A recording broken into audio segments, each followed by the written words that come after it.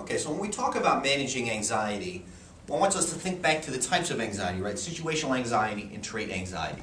So we're going to talk about some strategies to manage that anxiety as it relates, to each type. So what I want to start with is situational anxiety. Remember, situational anxiety is anxiety that's derived from the specific situation that you're speaking in. This is also sometimes called state anxiety. So I think one helpful strategy, and perhaps I think this is the best strategy of all in terms of reducing our anxiety, and that is preparation and practice. Right? Preparation and practice are absolutely key to delivering a presentation with, a managed level of anxiety. So it's interesting to note, according to one communication scholar, Walter, says that careful preparation can reduce anxiety by as much as 75%. Okay, so 75% is the next blank in your packet. I think this is a really high number, 75% reduction in anxiety based on preparation and practice. So oftentimes, and I think the reason that this is true, is because the more that we practice our presentation and the more we can accurately replicate the situation that we're going to be speaking in, so practicing in front of people, for example, the more comfortable we are with our speech. And the more we can kind of find, what are some of the weak points in my speech? Where am I most likely to maybe fumble for words? Or what is the weakest point of my main points in my argument? Does my attention get or go over well? Things like that can all be ironed out through practice, right? And this is why I think the Speaking Center is such a great resource. Because you can come into the Speaking Center, practice your speech, you can get recorded, right? So you can see maybe you have some verbal fillers, right? Maybe you say or like all the time throughout your speech. Or maybe as you're recording, you notice that you have some of those adapters that we talked about earlier, right? Whether it's clicking a pen in your hand or getting that itchy feeling as a result of anxiety. Right? We can see those things so that we can then start to work on them. And not only can you be recorded when you come into the Speaking Center, you will be practicing in front of someone, in front of a communication consultant that's been trained in peer-to-peer tutoring and that knows what to look for in terms of verbal behaviors, in terms of nonverbal behaviors, so that they can help you hone your speech so that you feel really prepared and really ready to succeed in the class. And hopefully that will correspond with a reduction in anxiety, prepped by as much as 75%. Right? So preparation and practice, I think, is key to managing situational anxiety. Right, we also have warm-up, warming up before a speech. That's going to be the next blank in your packet, right, as a way to manage, again, situational anxiety. So what I want to draw here is a parallel between speakers and athletes, or speakers and musicians, right? So all of these individuals engage in some kind of warm-up. If you're an athlete, maybe you stretch, right? Maybe you do a little bit of running before you perform in whatever athletic event you're performing in, right? If you're a singer or a musician, oftentimes they'll warm up their voice ahead of time. So maybe singing through scales or just practicing what they're going to be performing in front of an audience, right? The same thing can work for a speaker, okay? So stretching can be a way to reduce some of the physical manifestations of anxiety that we talked about earlier, right?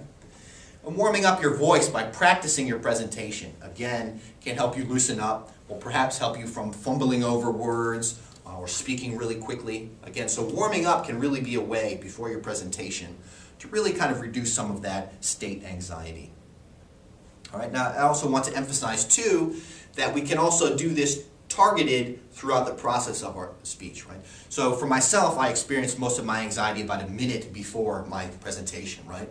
So if I'm in a class, it's a little more difficult. Maybe I could go out into the hallway, do a little bit of stretching. Maybe I'll stretch before I come to class or before I come to wherever it is that I'm going to be speaking, right? So you can target those specific moments and engage in some of these strategies to, again, reduce your anxiety. So warming up, I think, is a great one, right? We can also use deep breathing techniques. Does anyone know what deep breathing is or how to engage in deep breathing? You just breathe deeply?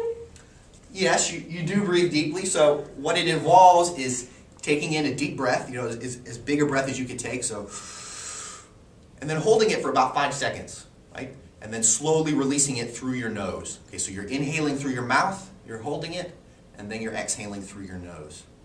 Now, research has shown that this can reduce anxiety by as much as 15%, and it's been shown through clinical studies to reduce heart rate.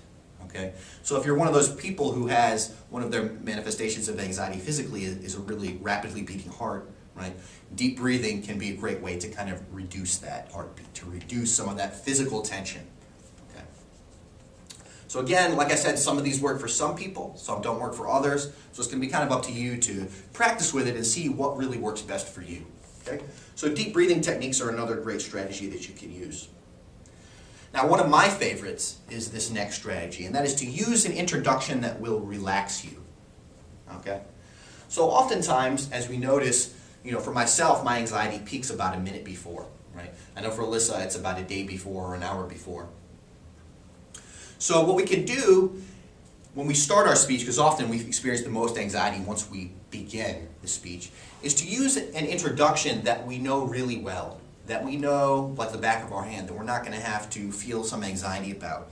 So often starting your presentation with a personal story, right? Something that happened to you, maybe a personal experience, because ultimately, who's going to know more about that than you, right? It's something that happened to you, right? And not only that, if you mess up a part of your story, right, your audience isn't going to know, right? Because it didn't happen to them, okay? So starting with something that you know really well, that you know you're not going to mess up, that's easy to talk about, can again put you in that situation right at the beginning where you start to feel comfortable, right? And hopefully that will start to build on itself. Okay, so you've given your introduction to something you know really well, you tell a personal story, and then all of a sudden you feel, man, this isn't as bad as I thought it was going to be. And then you can kind of go through the rest of your speech and really give a great speech with a managed level of anxiety. So starting with an intention getter that relax you. Personal story, an experience, a joke, a quote, right? These are all great ways to start a speech, great ways to grab our audience's attention. Strategy 5 is to concentrate on communicating your meaning. Okay?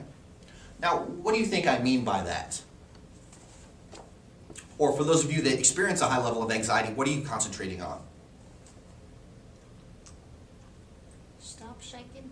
Sure, okay. It's concentrating on your anxiety, right? Not necessarily your speech, right? Stop shaking. Or maybe, is my audience notice that I'm shaking? So concentrating on, the way your audience perceives you as a speaker, right? So typically, if you experience this type of anxiety, it's most important to focus on the meaning, the message you're conveying, rather than how your audience is interpreting maybe the anxiety that you're feeling, because in some cases they might not even notice, right? And the whole point of public speaking is to communicate some type of message. You're sharing information with your audience, whether you're just simply informing them, whether you're trying to persuade them to do something or to not do something. The message is what's going to be key. The message is what's important. So focusing on the message and not focusing as much on yourself, the anxiety that you're feeling, is a way to succeed, because ultimately your audience is there to receive the information that you're sharing with them. So one of the ways that you can know whether the message that you're conveying is being received by your audience is to look for some specific behaviors in your audience. And as audience members, it's often helpful when we display these behaviors to reassure the speaker that we understand what they're talking about. All right? And so there's one easy way to remember this. It's what we call the softens technique. All right? Now, softens is an acronym that corresponds to some of these behaviors that we want to be looking for in our audience. Okay? So if we notice that our audience is smiling at us, okay? If we notice that our audience has an open posture, so if they don't have their hands closed, or their arms folded, or their hands clasped, if they have an open posture with arms open, right? If they're leaning forward perhaps in their seats, towards the speaker. If maybe they're taking notes for tea, or maintaining eye contact with you, and perhaps most importantly, nodding, right? This is what we call positive affirmation gestures. And this means that we are connecting with our audience, that they're understanding what we're talking about. Because if we don't observe a lot of these things, then oftentimes that means that we're not connecting with our audience. If they're not smiling, if they're not looking at us, if they're not nodding as we speak, perhaps they're not receiving our message, or there's some confusion. Okay? So as this relates to anxiety, if we see these things, if we strive for these things, if we strive to communicate our message, and we know that our audience is receiving our message by observing these characteristics, hopefully that will reduce our anxiety. Because like we said earlier, right, the point of speaking is to convey a message. Okay? So softens technique, I think, is a great way to know that you're conveying your message effectively. Okay? And then the final strategy as it relates to situational or state anxiety is the use of visual aids. Right? Visual aids. Now, why do you think visual aids would be an effective way to reduce state anxiety? It's taking some of the attention off of you. Absolutely, right?